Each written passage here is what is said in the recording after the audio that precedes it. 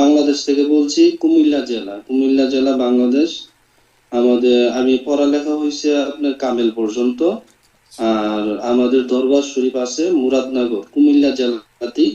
300 সাড়ে 300 বছর হয়েছে। শাহ সৈয়দ নাসিরউদ্দিন রহমতুল্লাহ আলাই, বাংলাদেশ যে শাহজালাল রহমতুল্লাহ আলাই ওনার বংশধর, শাহ সৈয়দ নাসিরউদ্দিন রহমতুল্লাহ ওনার বংশধর হিসাবে আমাদের মুরাদনগরে এখানে একটা দরবার শরীফ। এটা আমার আব্বা ছিল, 2022 সালে জীবিত ছিল। উনি দুনিয়া থেকে বিদায় হয়ে গেছে 22 সালে। এখন বর্তমানে আমার উপরে দায়িত্ব আছে। এখানে অনেক মুরিদান ভক্তরা আসে। তো আমি শুনি যে এরা বিভিন্ন জায়গায় গিয়া এরা চিকিৎসার মধ্যে অনেক সমস্যায় পড়ে বা 2 নম্বরই চলে। অবশ্যই তো হবে। এই জন্য আমার একজন ভালো একজন হুজুর, আমি অনেক আগের থেকে আমার একটা আশা আকাঙ্ক্ষা যে ভালো হুজুর একজন যদি পাইতাম। এমন আমার চিন্তাধারা ছিল যে যদি আমার ইন্ডিয়া গিয়া ও শিখা লাগে তাহলে আমি শিখবো। এমন একটা আমার একটা আবেগ ছিল। কিন্তু এখন আল্লাহ থেকে আপনাকে আল্লাহ পাওয়াইছে।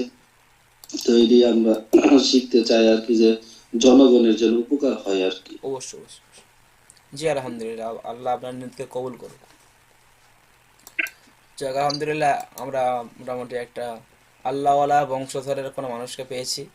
আলহামদুলিল্লাহ, তারপরে বোঝাতে সুবিধা হবে আরও এই যে আল্লাহওয়ালার এই ব্যাপারটা কেমন। ঠিক আছে হজরত, সকলে মিউট করে ফেলুন।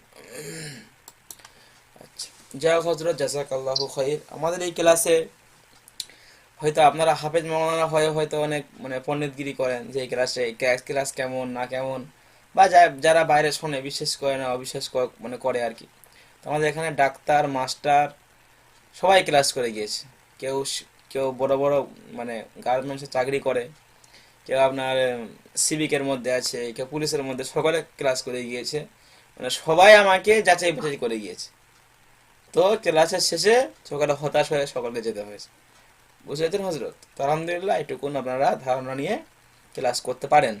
তো এখান থেকে তো সবাই হয়তো করতে পারবেন, আমি হয়তো কাউকে রিমুভ করব। যারা যারা পারবে না সকলকেও তো আর ক্লাস, সকলকে তো আল্লাহ আর কবুল করবেন না, সকলকে তো আর ক্লাস করানো সম্ভব না। এটা মুদাব্বির তো সকলে হতে পারবে না, তাই না হজরত? মুদাব্বির সকলে হতে পারবে না হজরত। মুদাব্বির জিনিসটাই আলাদা, মুদাব্বির জিনিসটাই আলাদা। আপনারা সিমেন্ট চেনেন? সিমেন্ট সিমেন্ট চেনেন তো আপনারা? যে গাঁথুনি যে লাগে সিমেন্ট, বহুত কোম্পানি আছে, বহুত ব্যাপার ইয়ে আছে।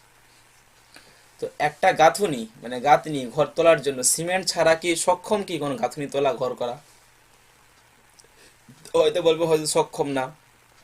হ্যাঁ, ইট দিয়ে মানে ঘর মতন করতে পারবে, কিন্তু হাওয়া দিলে আবার পড়ে যাবে। হাওয়া দিলে কি হবে?